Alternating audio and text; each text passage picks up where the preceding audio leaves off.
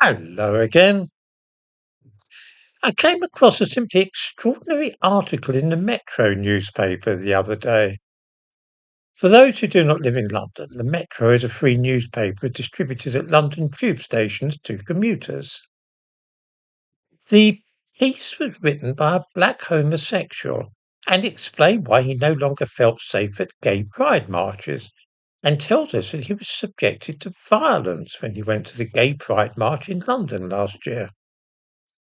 This is a very serious suggestion, and if true, I would be the first to agree that it was outrageous and something which needs to be treated with severity by the police. Let me quote what is written so that viewers may understand the nature of the violence. The writer was at the Pride March with a gay Turkish man, and it was a hot day, and he was fanning both himself and the other fellow. I quote, "As I found an acquaintance, Albert, an outspoken anti-discrimination advocate and gay man of Turkish heritage, he turned to me and said, 'And who said slavery was over?' My jaw and fan dropped.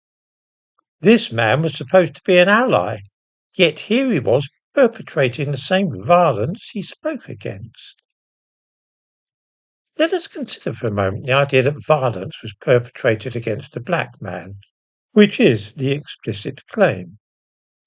The idea that black people performing some manual task might be compared with slaves is an old one, and it's not limited to white people. I've known black people make facetious remarks about slavery in the same way.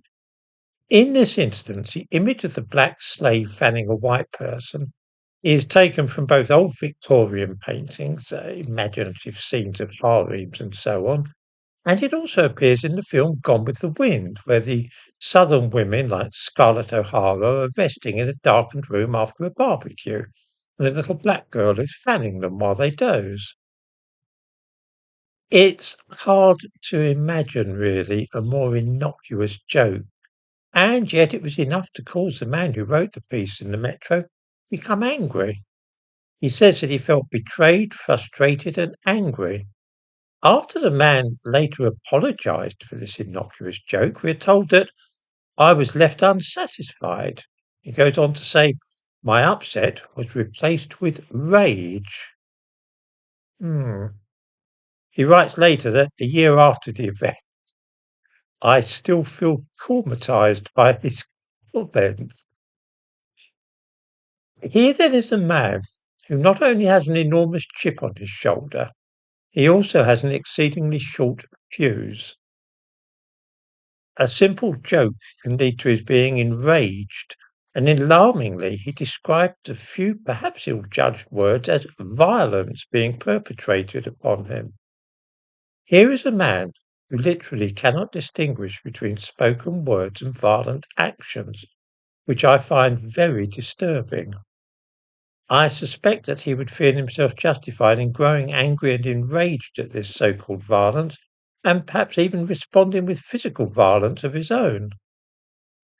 After all, that would be self-defense, at least by his own terms. Somebody has inflicted violence on him, and so he might feel able to hit back with violence of his own.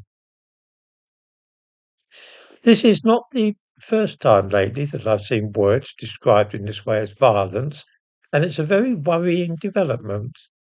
Once we start down that road, then I suppose I might feel justified in punching somebody who makes the jokes about hunchbacks.